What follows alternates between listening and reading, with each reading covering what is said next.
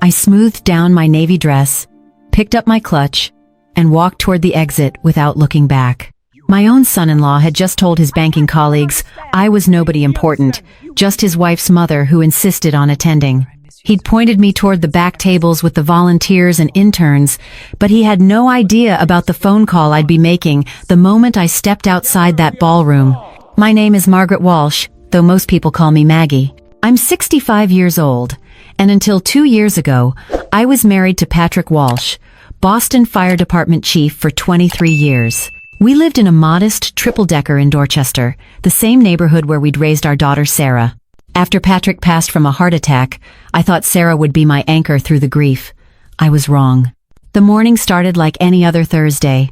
I woke at 6, made my coffee the same way Patrick and I had for 40 years, 2 sugars and a splash of cream.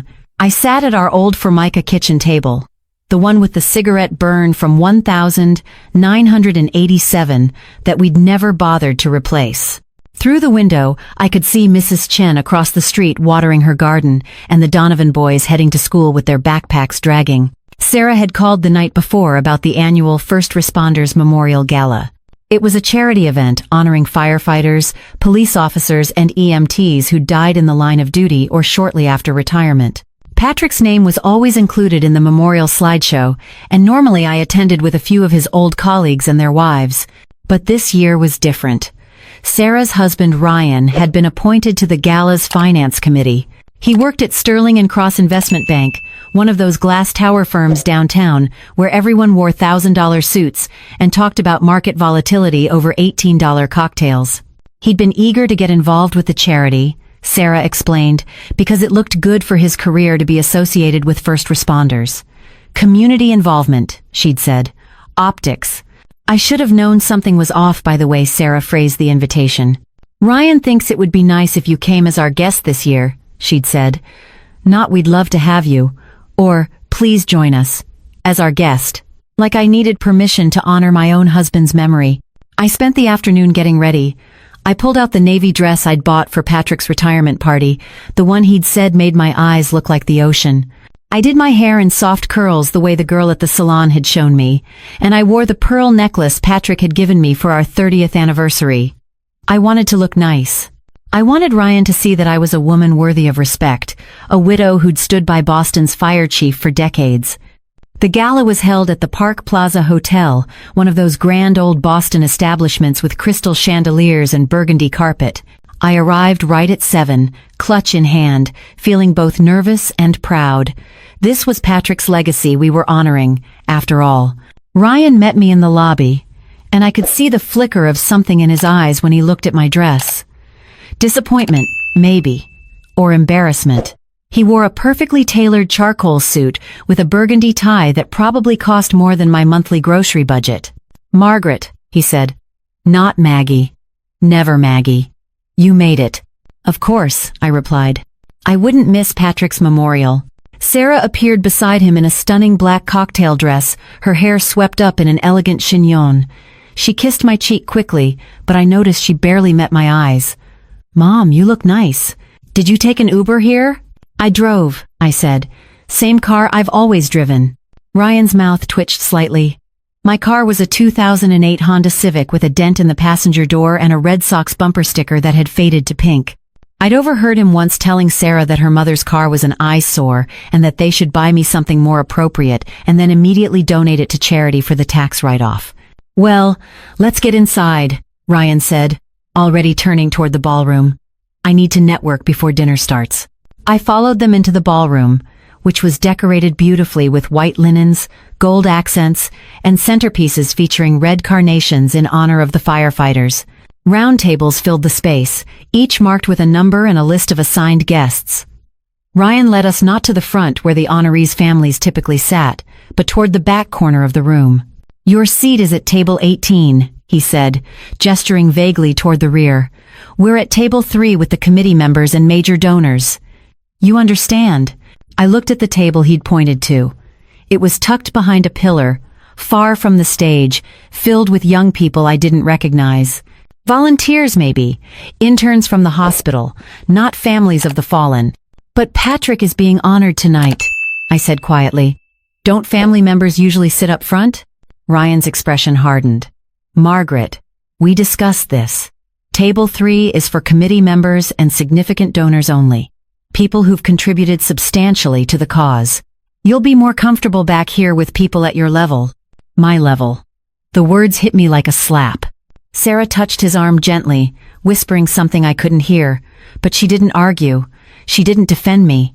She just gave me a weak smile and said, "It'll be fine, Mom. You'll have a nice view from back there." I stood there for a moment, feeling small in my navy dress, clutch in hand, watching my daughter and her husband walk toward the front tables where they belonged, where successful people sat, where I apparently didn't. But what made it worse came 10 minutes later. I just sat down at table 18, introducing myself to a college intern named Trevor who was volunteering for community service credit, when I overheard Ryan talking to a group of men in expensive suits. They stood about 15 feet away, drinks in hand, and Ryan's voice carried clearly across the room. "That's her," one of them said, nodding toward me. "Your wife's mother? She looks familiar. Was her husband someone important?" Ryan shrugged, swirling his scotch. "Fire chief. Died a couple years back. Sarah wanted her here for sentimental reasons. You know how women are about these things. She's fine where she is. Though, we put her in the back with the volunteers. Didn't want to waste a premium seat on someone who's not exactly, a contributor." The men laughed. One of them clapped Ryan on the shoulder. "Smart thinking. Save the good tables for the people who actually matter, right?" "Exactly," Ryan replied. "I mean, she's a nice enough lady, but she's just a retired nurse living on a pension in Dorchester. Not exactly our demographic. Sarah keeps talking about helping her out, maybe getting her into a better apartment, but honestly, some people are comfortable being small. It's just who they are." I felt something crack inside my chest. Not exactly a contributor, not our demographic. Comfortable being small. The words echoed in my mind as I watched Ryan and his friends laugh and move on to discuss their stock portfolios and vacation homes in the Cape. Sarah had heard it too. I could tell by the way her shoulders tensed, the way her smile became fixed, but she didn't say anything. She just lifted her wine glass and took a long drink, looking anywhere but at me. I sat through the appetizer course in a daze. The intern named Trevor tried to make conversation, asking about Patrick's service, and I answered automatically, my mind elsewhere. When the memorial slideshow began, I watched Patrick's photo appear on the screen, his strong face in his dress uniform, the Medal of Valor on his chest. The room applauded politely. Ryan didn't even look up from his phone. I excused myself before the main course arrived, told Trevor I needed some air. The truth was, I couldn't sit there anymore. Couldn't breathe in that room where my husband's sacrifice was being honored while his widow was treated like an inconvenience. In the bathroom, I stood at the marble sink and looked at myself in the mirror. Navy dress, pearl necklace, soft curls. I looked like a woman trying too hard to be someone she wasn't. Someone worthy. Someone who mattered. My phone buzzed. A text from Sarah. "Where did you go?" Not "Are you okay?" Not "I'm sorry." Just "Where did you go?" As if I were a child who'd wandered off. I didn't reply. Instead, I scrolled through my contacts until I found the name I was looking for. David Chen, Patrick's old colleague from the fire department, now retired, and working as the executive director of the Boston First Responders Foundation. The very foundation hosting this gala. I stepped out onto the hotel's terrace, the cool October air hitting my face, and made the call. "Maggie?" David answered on the second ring. "I thought you'd be at the gala tonight." "I am," I said. "I need to ask you something, David, and I need you to be honest with me." There was a pause. "Of course. What's going on?" "The foundation's finance committee. Ryan Mitchell, my son-in-law. How did he get appointed to that position?" Another pause, longer this time. "Maggie, I thought you knew. He's been handling some of the foundation's investment portfolio through his bank. He volunteered his services, said it would be his way of giving back to honor Patrick's memory." "And the funds? How are they performing?" David's voice became cautious. "I'm not supposed to discuss specific financial details, but between you and me, I've had some concerns. The returns haven't been what we expected, and when I asked for detailed reports, Ryan keeps saying he needs more time to compile the data." "Why are you asking?" I looked back through the terrace doors at the ballroom, at Ryan holding court among his banking friends, at Sarah laughing at something one of them had said. I think you need to get an independent audit of those accounts, David. And I think you need to do it soon. Do you know something I don't? Not yet, I replied. But I'm going to find out. What Ryan didn't know, what Sarah had never bothered to ask about, was that I wasn't actually poor. Patrick's pension was modest, yes, but Patrick had also been a careful man. He'd had a substantial life insurance policy through the fire department, and over 40 years of marriage, we'd been disciplined savers. When he died, I'd inherited not just the pension, but over $2 million in life insurance, retirement accounts, and investments we'd built together. I'd never spent it lavishly. I stayed in our Dorchester triple-decker because it was home, where every room held memories. I drove the Honda because it ran fine, and I didn't care about impressing anyone. I lived modestly, because that's who Patrick and I had always been, people who valued security over showmanship. But I wasn't helpless, and I certainly wasn't nobody. The next morning, I made several phone calls. First to my financial advisor, Martin Ross, who'd been managing my portfolio for the past decade. Then to an old friend, Patricia Burke, who'd worked as a forensic accountant before retiring. Finally, to a lawyer named James Chen, David's nephew, who specialized in nonprofit law and financial fraud. Within a week, I had what I needed. Patricia had examined the foundation's public tax filings and found discrepancies that raised red flags. Martin had reached out to his contacts at Sterling and Cross and discovered that Ryan Mitchell had been moved to a different department 6 months ago after questions arose about his handling of client accounts. And James had quietly begun an official audit of the foundation's investment portfolio. What emerged was worse than I'd imagined. Ryan had been systematically siphoning money from the foundation's accounts, using complex investment vehicles that masked the theft. He'd lost over $300,000 of the foundation's money through risky trades, then covered it up by cooking the books and providing falsified reports. The charity honoring fallen first responders, the organization bearing Patrick's name, had been Ryan's personal piggy bank. But I didn't confront him immediately. I waited. I planned. I let him think I was still just the insignificant widow in the back table, not worth his concern. Meanwhile, Sarah and I had barely spoken. She texted me a few times with generic questions about my health, but she never acknowledged what had happened at the gala, never asked why I'd left early. I think she was relieved not to have to discuss it. Relieved to pretend it never happened. 3 weeks after the gala, David called me. "Maggie, the audit results are in. It's bad. Really bad. We're talking potential criminal charges. The board is meeting tomorrow night to discuss how to proceed." "I want to be there," I said. "You're not a board member." "No," I agreed, "but I'm the anonymous donor who's been funding the scholarship program for the past 5 years. The one that pays for EMT training and nursing school for first responders' children. I think that earns me a seat at the table." Silence. Then, "You're the anonymous donor? Maggie, that's over $400,000. Patrick believed in taking care of the community. So do I. Now, am I invited to that meeting or not?"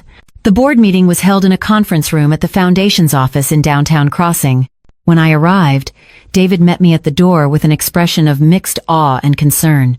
"Maggie, are you sure about this? It's going to be ugly." "I'm sure." The board members were already seated around a long table, including Ryan, who looked up in shock when I entered. "Margaret, what are you doing here?" "Mrs. Walsh is here at my invitation," David said firmly. "She has a significant interest in this foundation's welfare." Ryan's face flushed. "With all due respect, David, this is a board meeting about sensitive financial matters. I don't think it's appropriate to have random attendees."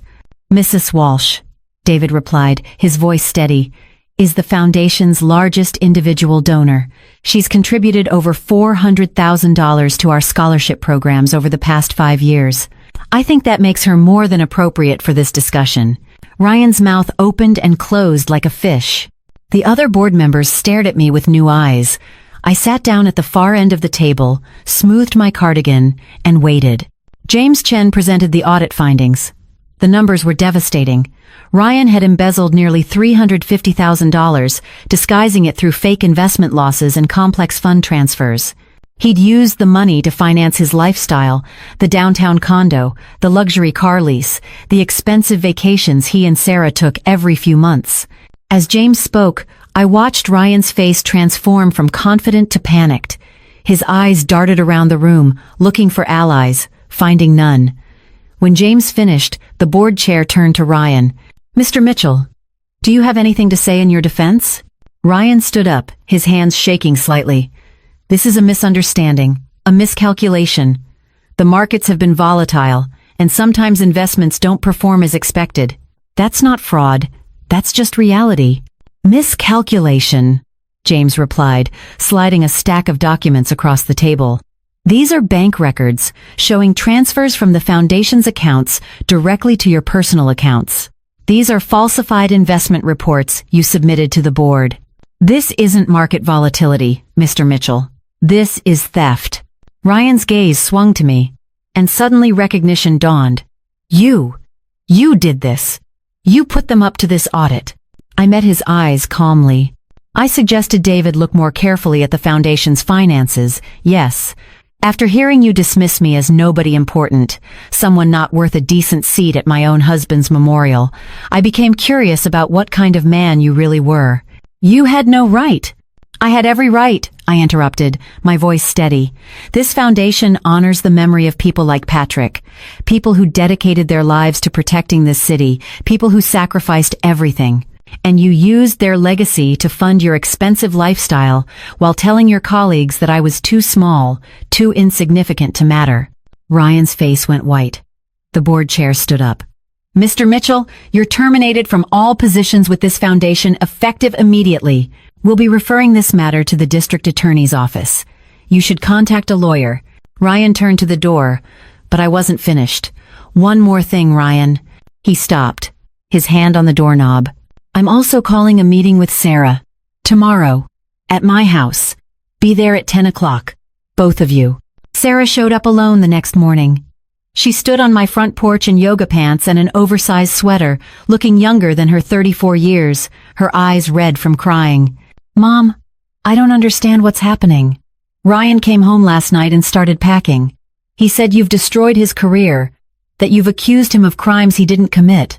He said you've always hated him and this was your revenge." I opened the door wider. "Come inside, sweetheart. We need to talk." We sat at the kitchen table, the same Formica table with the cigarette burn, and I showed her everything. The audit reports, the bank records, the falsified statements. I watched her face change as she read, watched denial become confusion, confusion become horror. "Oh my God," she whispered. "All this time? He was stealing from Dad's foundation?" "Yes, but we have money. He has a good job. Why would he?" "Because it was never enough for Ryan," I said gently. "Some people always need more status, more luxury, more validation, and he was willing to steal from a charity to get it." Sarah's hands shook as she set down the papers. "I should have defended you. At the gala. When he said those things, when he made you sit in the back, I should have said something." "Yes," I agreed. "You should have." "I was embarrassed," she admitted, tears streaming down her face. "Ryan had been telling me for months that you were too provincial, too simple, that you didn't understand the world we lived in now, and I started to believe him. I started to be ashamed of where I came from, of our neighborhood, of our house, of you." I reached across the table and took her hand. "Your father worked his entire life to protect people. He didn't do it for glory or money. He did it because it mattered. That's not something to be ashamed of. That's something to be proud of." "I know," she sobbed. "I know that now. I'm so sorry, Mom. I'm so sorry."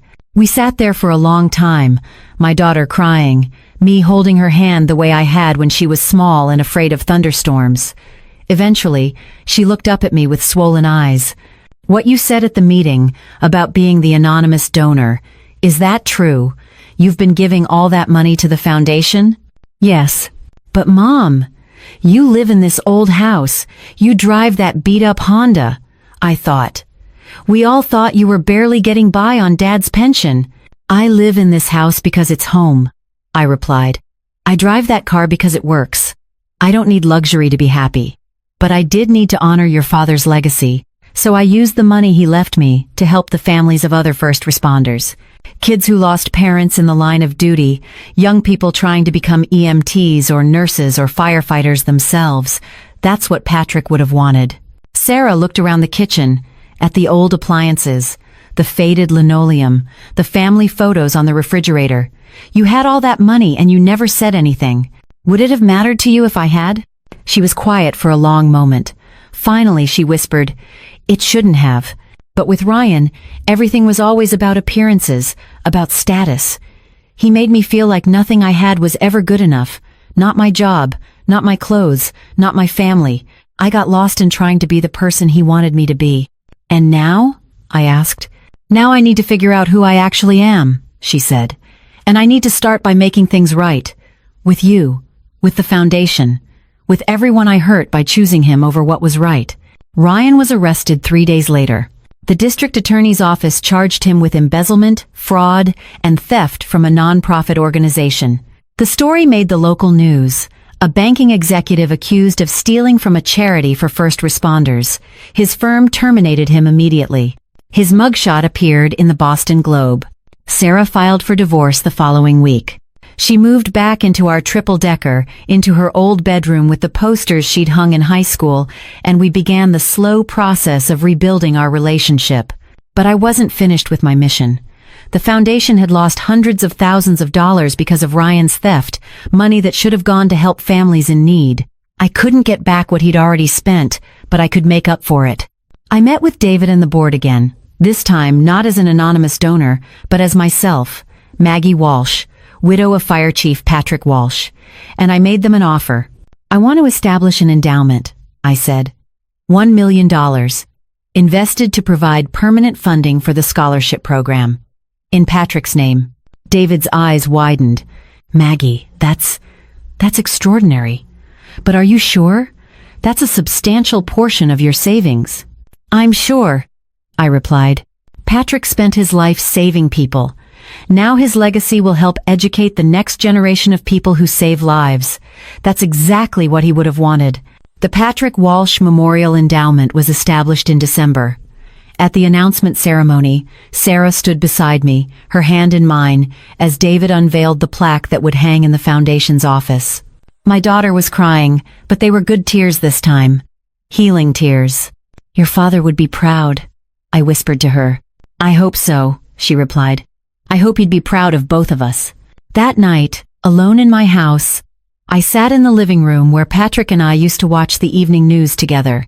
I thought about everything that had happened, the humiliation, the discovery, the confrontation, the healing. I thought about Ryan, who'd seen me as small and insignificant, who'd never bothered to ask who I really was. His mistake wasn't underestimating my bank account. His mistake was underestimating my worth as a person. He'd assumed that because I lived modestly, I must be powerless. He'd assumed that because I didn't flaunt wealth, I must not have any. He'd assumed that a widow in Dorchester couldn't possibly matter in his world of glass towers and expensive suits. But power isn't about how much money you display. It's about what you do with what you have. It's about standing up for what's right, even when it's hard. It's about using whatever resources you possess to make things better, not just for yourself, but for others. Patrick taught me that.